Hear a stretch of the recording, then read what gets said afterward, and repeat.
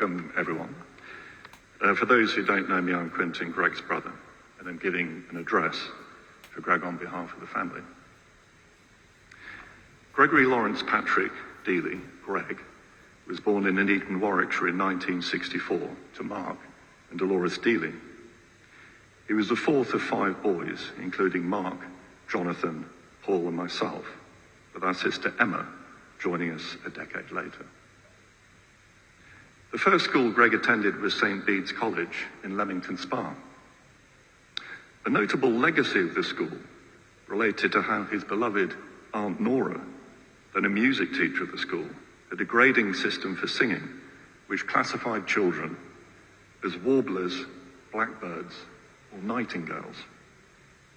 Greg was assigned to the warbler category. This weighed heavily on him as the years passed and his interest in singing grew. Decades later, Nora agreed to reassess him, and he was pleased to be promoted to blackbird. At St. Bede's, he also started to show his remarkable talent for poetry, at the age of 6 composing a poem, "Oh Smell the Sweet Spring Air Design," which I hope Greg's nephew Noah will read later this afternoon. The family moved to 25 Warwick Avenue in Coventry when Greg was around 7, and he went on to attend Coventry Preparatory School. It was a place of energetic self-expression in which everyone could find their place, and it suited Greg. Not that at times he didn't test the patience of teachers. He was an excellent all-round sportsman, particularly good at cricket, a pace bowler, and rugby, but also good at field sports, winner of the Victor Ludorum on Sports Day, his name inscribed on many cups. His creativity was given rein. He wrote, directed, and acted in school sketches, even enlisting the teachers to play parts. Many years later, he became good friends with the former headmaster, John Phipps, visiting him many times on his sheep farm in Ardens Grafton, Warwickshire, and playing a central role in retrieving John's memoirs from his computer in the last days of John's life, and ultimately working with a small, dedicated group of old boys to publish them. Greg moved on to King Henry VIII School, Coventry, in the early 80s. But looking at photos of Greg and his peers and the length of everyone's hair, you could be forgiven for thinking that he attended in the early 1970s. There were great characters, larger than life. The wild ones, all you young dudes. They're poor teachers. However, one, Rod Dunnett, a classics teacher, was a mentor and friend throughout Greg's life and always a great support when Greg and his good friend Peter Lewis, rest in peace, needed some thinking space in those sometimes turbulent years. Pete's mother, Judith Lewis, also became a close friend and support, particularly in later years. Around his time at Henry VIII, Greg's interest in rock guitar began. This was a long and winding road. On one occasion in my early teens, I went to our next door neighbour, Mrs. Boyce Watson, to retrieve a ball from her garden. The quiet repose of an English summer afternoon gave way to the opening bars of Smoke on the Water by Deep Purple, through a Marshall amp on full blast from the top of our house, punctuated with would-be guitar solos that never progressed beyond the first notes, always ending with a lingering twang. This could go on for hours. I asked, "Does it always sound like this?" I received the polite but mournful reply, "Yes." I should say that Greg's dedication to the guitar paid off. A few years ago, Greg's nephew, Ollie, went round to a friend's house to find a room full of peers listening with great intensity to a song on YouTube by an amazing underground musician called Greg Deeley. He said, "Hold on, that's my uncle." A response met with initial incredulity and then a surge of respect. After Henry VIII, Greg went on to do A-levels in English, Art and History at Prince Hall College, reconnecting with old friends from the prep and making new ones.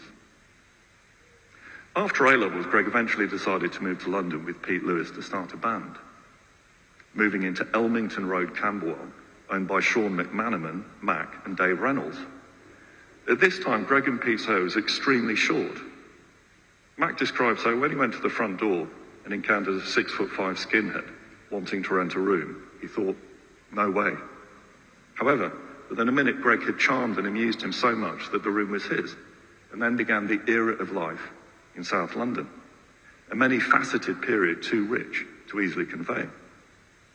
Amongst all the many moments of friendship and conviviality, Greg also showed a capacity for quiet, hard work, not shying away from the more challenging end of life. After a period working as a minicab driver around King's Cross, he worked for several years doing night shifts as a psychiatric auxiliary nurse at Guy's Hospital, while studying for a BSc in psychology at Goldsmith College, graduating with honours in the late 90s. A remarkable transition in Greg's life was when he taught himself computer programming from manuals without any prior knowledge or training. This led to his main career as an IT contractor. He worked throughout the UK, Ireland, and in mainland Europe, eventually also working in family businesses with our brother Paul and sister Emma. As the years passed, Greg spent increasing amounts of time in Thailand, eventually settling there whilst visiting the UK, usually in the summer months. He lived in different parts of Thailand, eventually settling in Phuket. It was from the waters of Chalong Bay in the Andaman Sea that he pursued his business of providing yacht charter trips to the surrounding islands for tourists visiting Phuket. He found a second home in Phuket at Shanty Lodge Hotel, and indeed a second family in Kim Bono and Monady, and their mother Betty, to whom Greg was very close. We cannot express enough how grateful we are as a family to Kim for her support when Jay, Paul and I visited Thailand to settle Greg's affairs after his death. Greg was also good friends with Nud, who helped Greg in many ways, and his ship's captain, Taya. Greg had also played with many musicians in Thailand, most recently at the Bohemia Club. He was a free spirit, to the extent that anyone can be free. He was intelligent, articulate, creative, very funny, and drew people to him. He was hard-working, capable of very intense work, but his life exceeded his work, and he was never defined by work. In fact, he once compared working in IT to a Category C prison from which everyone wanted to escape. He was no doubt a hero of sorts to his fellow prisoners, someone who paid little heed to convention for its own sake, who was not worried by what others thought, and could always look at life afresh to find his way and express himself. When he was IT contracting in Sussex over the summer, he lived on a farm in a well-appointed tent, emerging in his suit and tie in the morning to drive into work in a vintage Jag. I stayed overnight. It was good. In the language of the Edwardian age, he would at times have been described as singular. To commemorate the 100th anniversary of Coventry Preparatory School, he marched along the firs dressed in World War I uniform, replicating the Reverend Canelm Swallow, returning after World War I, when he founded the school in 1920. The children gathering in the playground in amazement and excitement at this ghostly visitation. During his long spell in South London, he played cricket for the Camberwell Casuals Cricket Club. It's worth dwelling on this to capture the importance of Greg's life as a sportsman. His friend and teammate, Dave Reynolds, contacted me from Australia on behalf of the club, writing, "Greg played 14 seasons for Camberwell Casuals Cricket Club from 1991 to 2005, with 2 seasons as captain. His best bowling figures were 8 for 34, which remain a club record.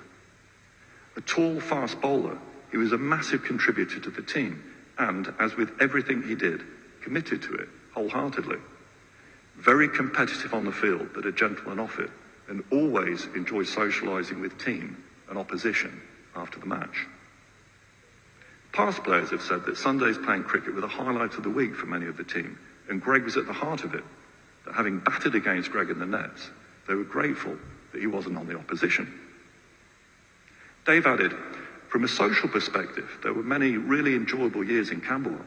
Greg had a phenomenal wit and turn of phrase that could transform any situation into a special moment, inspired by his knowledge, eloquence, and intellect.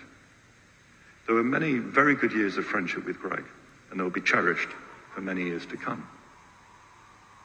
Exercise and training were indeed important to Greg throughout his life. He trained with his great friend Simon Mattock for years, especially at Tony Coppola's gym, and did boxing training with Lee Ferry. Indeed, Greg went through a phase of driving up from London every Wednesday with Mac to do boxing training.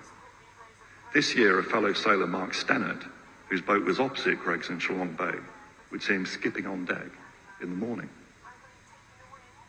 He was a gifted poet, writing poems that were read at the funerals of John Phipps and Aunt Nora, for example. He had a particular love for the poetry of Keats and would recite many of his odes from memory in their entirety. He had formidable powers of description. In an email to John Phipps, describing an ascent of Kilimanjaro in 2010 with Paul, his nephew Alex, and a friend, he wrote of the epic and primeval beauty of Kilimanjaro.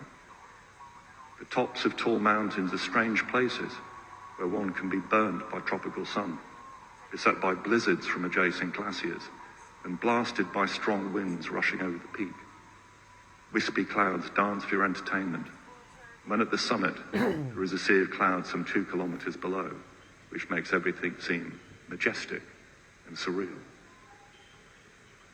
His love of music spanned genres, but his own music was centered on rock. He loved to play with others, playing in bands, but also ad hoc, with fellow musicians from the west of Ireland to the Andaman Sea. He was extremely and often painfully and relentlessly funny, pulling humor out of a situation when you weren't expecting it. He was a jester, a physical comic, a mimic, and a wit. At times his humor was like jazz improvisation, riffing on a theme, with madcap flights of impersonation, bouncing off his friends in hilarious repartee. On the dance floor, he would produce wild bursts of Cossack dancing, sometimes mistaken for break dancing, but no, it was Cossack dancing. He was a warm and loving brother and loved, admired, and respected his mother and father, both of whom we lost too soon. Greg was well loved. He had many close friendships, too many to mention all of them today, and several important relationships to which he brought his characteristic humor and warmth. He was a reflective person, seeking to make sense of our strange world in these angry and unsettled times. In the nights on Shalong Bay, his spirituality deepened. In his return to Christianity, he said that love is the frequency at which the world works best. An aspiration and a challenge for us all. We mourn Greg's passing, but give thanks for his life. As his close friend Simon Mattock said when learning of his death, he was a legend.